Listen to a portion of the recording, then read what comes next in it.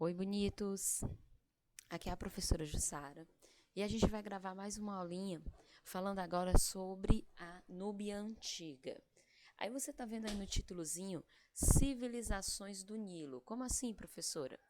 A gente viu que a grande civilização, a principal, a mais estudada, que aparece relacionada ao Rio Nilo, foi o Egito Antigo. Mas, galera, não foi apenas o Egito que se desenvolveu às margens do rio Nilo. Nós também tivemos outras civilizações em períodos diferentes que também se desenvolveram próximas ao rio Nilo. E dentre elas nós temos a Núbia. Aí você está vendo nessa imagenzinha que eu coloquei aí para vocês alguns dos vestígios materiais dos núbios antigos. E aí você pergunta, professora, pirâmides? Daqui a pouco a gente vai entender qual é essa relação e porquê dessas pirâmides. O que é a Núbia? Galera, a Núbia é uma região que fica próxima ao Egito.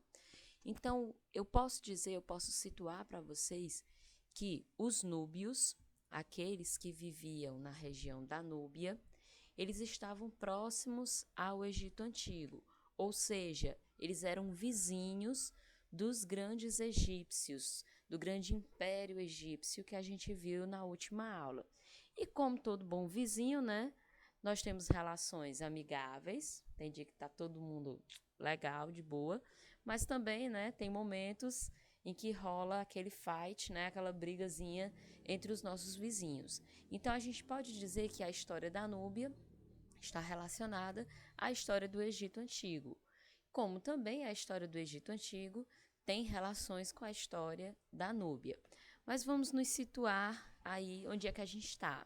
Estamos falando de continente africano, a gente sabe que a África tem grandes riquezas, mas que boa parte dessas riquezas, grande parte dessas riquezas, melhor dizendo, foi explorada, né, durante vários anos, mas antes desse processo de exploração, dentro do continente africano, nós tivemos grandes impérios e grandes civilizações que se desenvolveram, entre elas o Egito, que vocês já estudaram, e a civilização núbia, que a gente vai estudar hoje. Então aqui eu trouxe um mapazinho, ó, do Rio Nilo, para que vocês possam se situar sobre quem é que eu estou falando e onde cada um está. O Egito está aqui, ó, que a gente estudou, aqui em cima, ó. Toda essa partezinha até aqui, Abu Simbel, a gente diz que é o território principal dos egípcios antigos. Essa regiãozinha aqui, onde hoje se localiza o Sudão, é onde teria se desenvolvido a civilização núbia.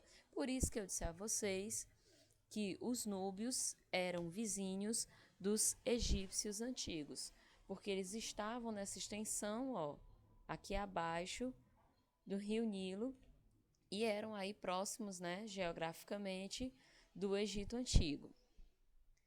Aqui de uma maneira, né, mais só focando a parte da Núbia, você vê as cidades-estados que se desenvolveram durante a Núbia. A Núbia antiga, gente, essa região da Núbia, ó, mais uma vez lembrando, Egito aqui em cima e Núbiazinha aqui embaixo. Nessa região da Núbia, nós vamos ter cidades-estados importantes, que serão capitais da Núbia e que vão demonstrar aí o poder dela. Essas cidades foram as cidades de Kerma, que eu quero ressaltar agora, e a cidade de Meroé. Então, galera, ó, a Núbia, ela tem uma história no período em que a capital dela foi Kerma, e a Núbia tem uma história em que o período, né, da capital foi Meroé. É isso que eu quero que vocês compreendam. A Núbia da capital Kerma e a Núbia da capital Meroé, como a gente vai ver mais à frente. Galera, o reino da Núbia, o primeiro reino que se desenvolve na Núbia antiga é o reino de Cush. Então entenda, Núbia é a região que nós vimos aqui no mapa, E dentro dessa região vai surgir um reino, que é o reino Kush.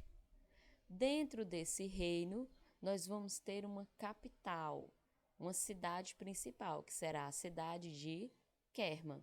Então, essa é a divisãozinha que, às vezes, quando você lê no livro didático, você não consegue entender.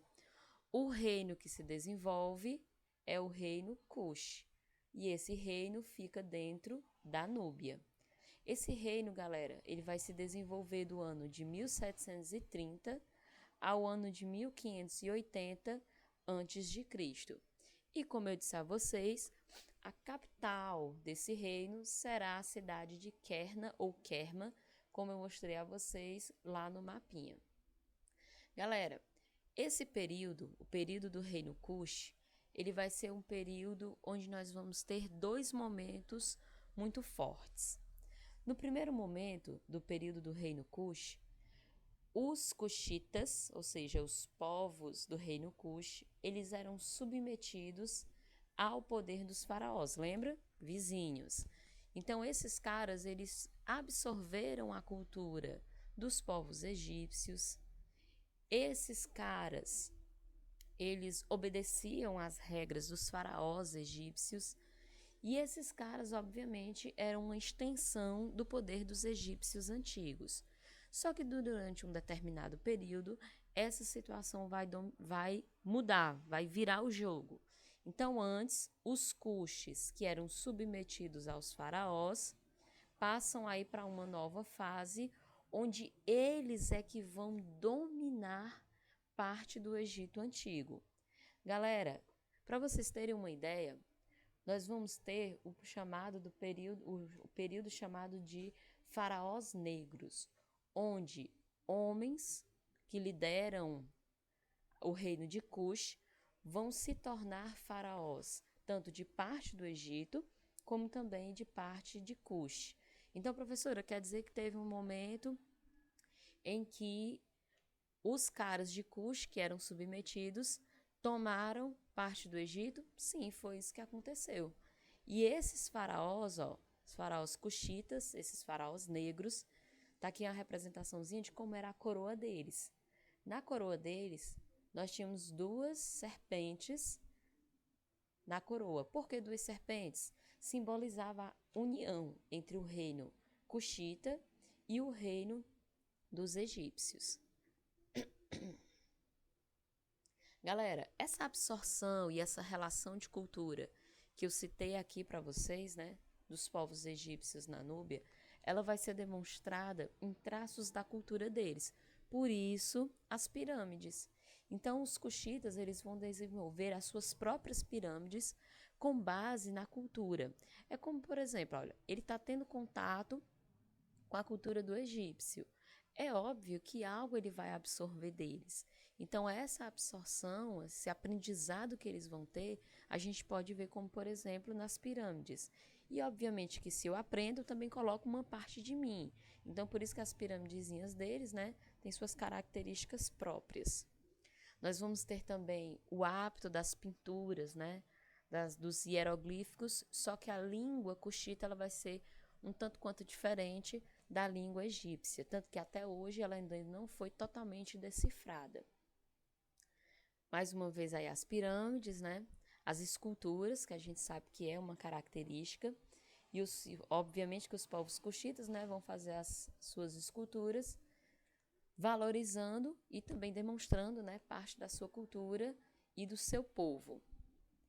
Também aqui um outro traçozinho, né, da cultura egípcia, adaptada aos povos cuxitas, que são as esfinges.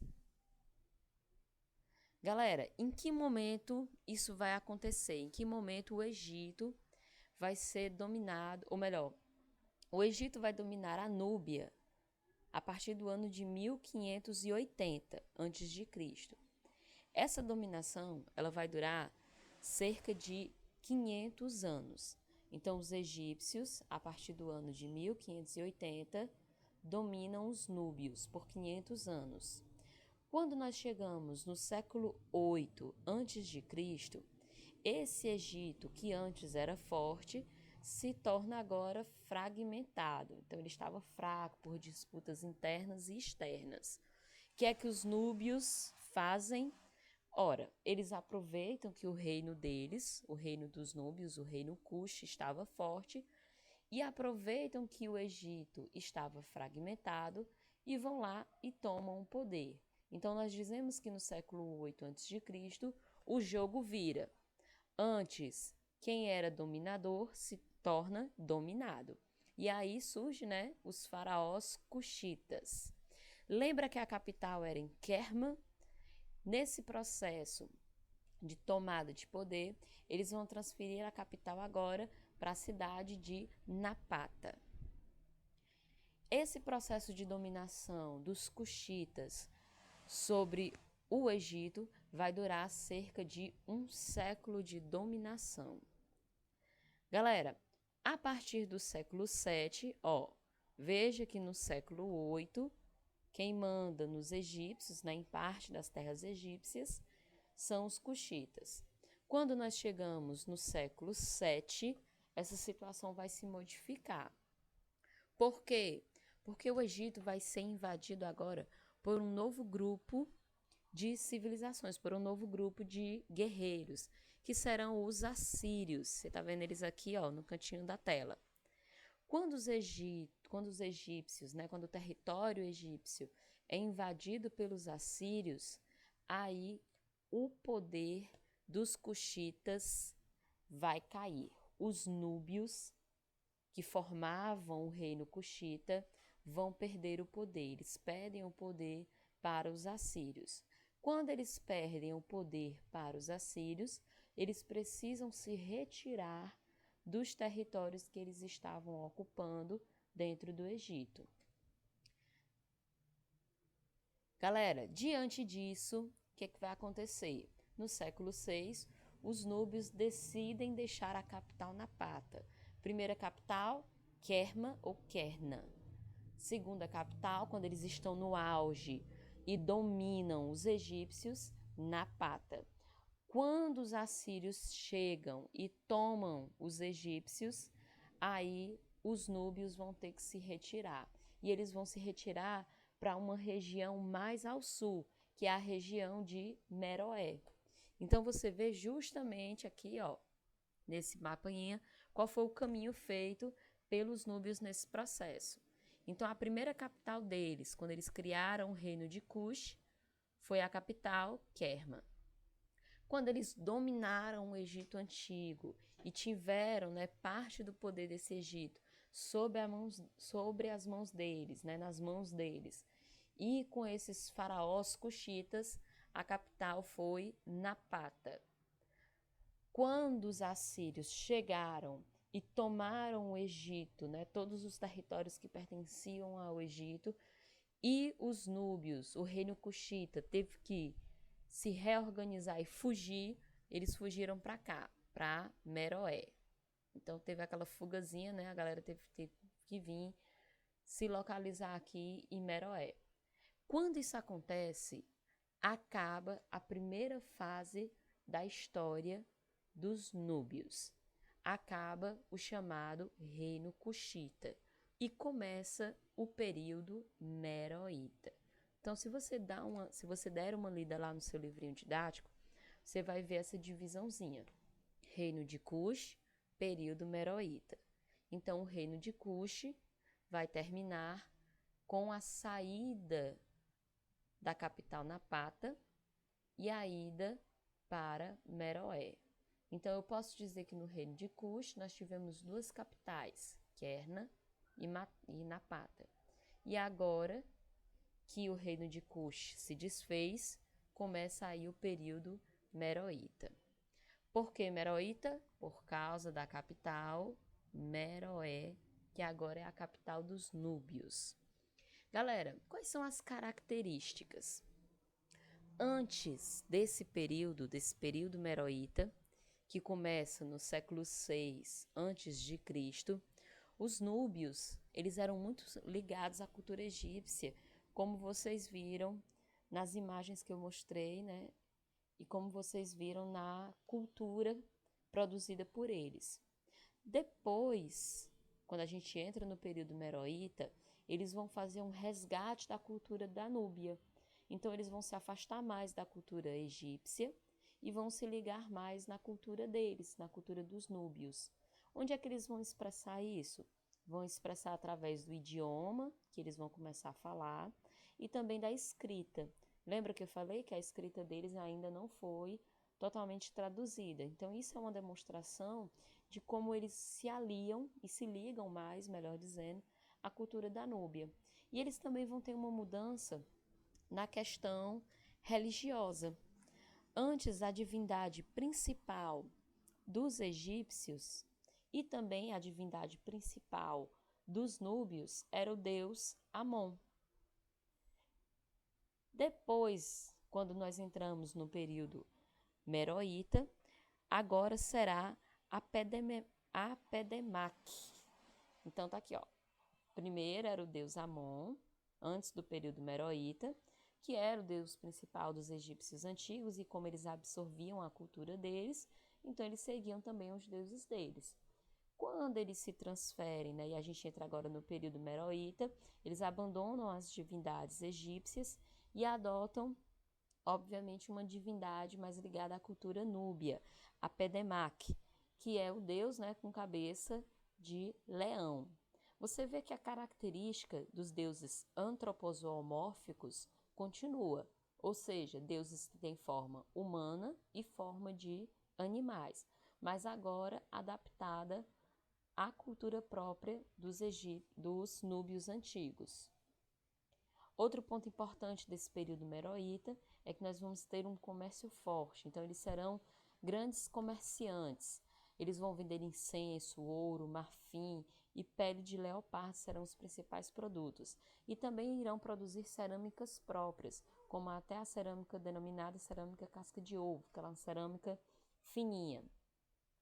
Galera, outra característica legal também desse período meroíta é a questão da política. Nós sabemos que no Egito Antigo, os reis não eram escolhidos. Era uma questão de sucessão real, ou seja, passava de pai para filho. Galera, os reis egípcios eram uma transição hereditária de pai para filho. Dentro dos meroítas, dentro da Núbia, esses reis eram escolhidos. Mas aí tem um ponto importante que a gente precisa ressaltar. Não é aquela escolha feita pela população, não era o povo que ia lá e elegia os seus reis. A eleição acontecia apenas em determinadas esferas. Então, só os chefes militares, os altos funcionários e os chefes das grandes famílias é que podiam fazer essas escolhas. Mas, querendo ou não, é uma diferença, né? Ter uma escolha dos reis. Outro ponto importante da política meroíta são as rainhas-mães, as Candaces. Galera, dentro do período meroíta, dentro do povo núbio, nós tivemos muitas mulheres que lideraram, que eram rainhas. Não rainha no sentido de dar um herdeiro, mas rainha no sentido de liderar o país, de liderar, não o país, né? De liderar o império seria o termo correto. Então, nós vamos ter grandes mulheres, as chamadas rainhas-mães, as Candaces, que vão aí liderar parte desse governo. Terão Candaces muito conhecidas. Tá aqui algumas delas, né? Uma delas é Axnamun. Então, ela foi muito conhecida, ela foi uma rainha, uma Candace, que liderou parte da Núbia. Alguns dizem até que ela liderou, né, exércitos durante batalhas. Então, não é só no sentido figurativo, é também no sentido real de força.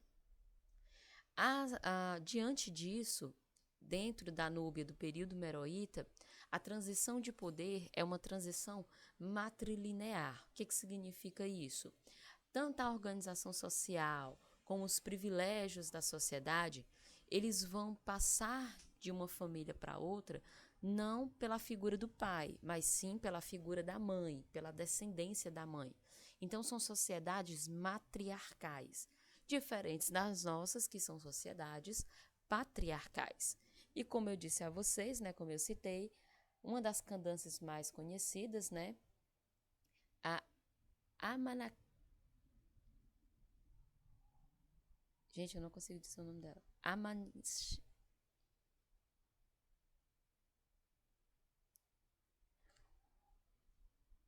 Travei.